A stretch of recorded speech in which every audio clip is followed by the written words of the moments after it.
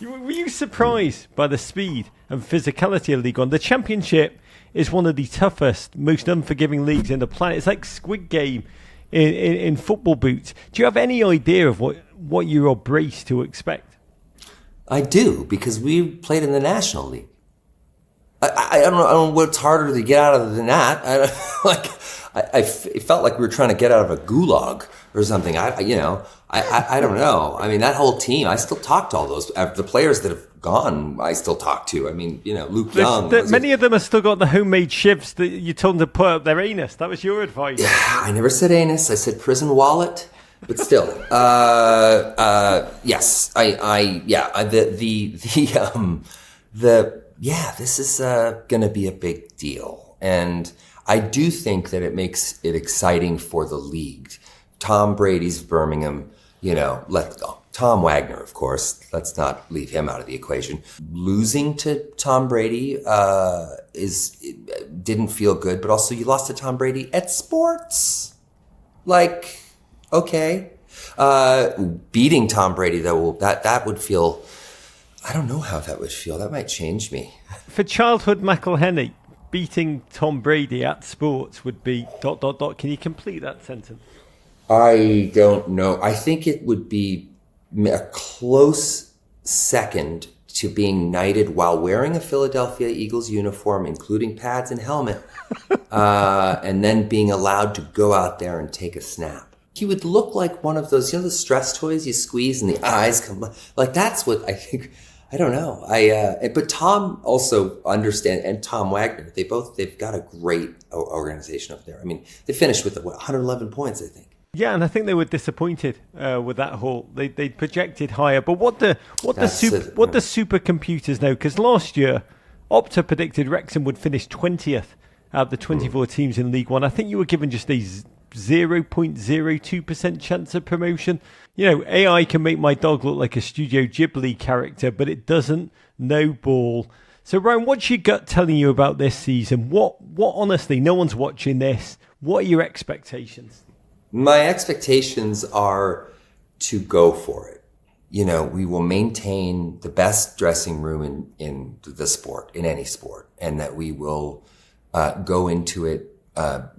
Rob and I, at least, will go into it the same way we go into every season, which is with an open mind and an open heart and really just listening again. I mean, that's the thing about being promoted 3 times in a row is it just keeps being new. Like there isn't a moment. So we sort of feel a little bit like the poker player who shows up at the table who has no idea what they're doing and everyone else does. And that makes the novice a little dangerous because we're like, well, I don't know. Yeah, let's spend some money on that and let's do that. And that sounds like a good signing. And, I don't know. I trust Phil implicitly. And I know that the ice is always thin with us and with Phil.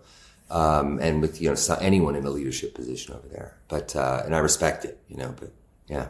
If you don't go back to back to back to back, is that just because it's too many words to fit on the t-shirt? It is a stupid t-shirt to make at that point. I think you go with it times 4 or something, we can go. I mean, I always as a kid wanted to have just enough money to buy the concept of math and then sell it, to someone who would then destroy it. But, because I was in 10th grade math when I was in 12th grade, but not just 10th grade, remedial 10th grade math. Humiliating. They would never do that to a kid now, but character building. I owe my life to that. The humiliation is the jet fuel I subsist on. Yeah, I think that's the plan is the same as it's always been, which is, listen to the people who understand the game. Say, I don't know when you need to say, I don't know, and spend the money where the value is. Don't spend the money where you think, there's some ace guy's going to come in, but he's going to be a heel in the locker room and he's going to wreck it. You just can't have that. Remember, kids, number 1, be the bowling ball. And number 2, don't be afraid of humiliation. It's the rocket fuel of human motivation. Ryan? But this is important. Can I just say one thing? Because there's at least a few kids listening. Yeah. Is that perfectionism is a fucking disease. People are so, tied up and worried about, sucking that nobody wants to try anything new. You know, I even see it with my own kids. It's like I say, hey, you gotta suck. Go suck at something. Everyone you know that you love as an artist or a sports person or sucked at one point. And that's just the way it is. Go suck. Because make what just put into words, because I'm hearing my mother's voice, Michelangelo, you know, he didn't finish things. So just finish that point. Sucking is good because failing is good because... You cannot be good at anything unless you're willing to be bad at it. That's just a fact. You have to embrace that. So, you know, when showing up at Wrexham, we had embraced the fact that this might backfire, that people might look at us with suspicion, and they did. But time also fixes that. But we were okay with sucking. We were okay with being patient. We were all right with experimenting and trying different things and feeling it out. And that's easy for us to say because we're not, you know, it's not going to completely ruin our lives if it doesn't, you know, work. But the town, that meant so much to them that suddenly we were as hooked and as in, you know, so you have to sort of start to listen to your mistakes. Free yourself from inhibitions, listeners. Free yourself from fear of failure. And it could be you too, smoking that metaphorical victory cigarette with Danny DeVito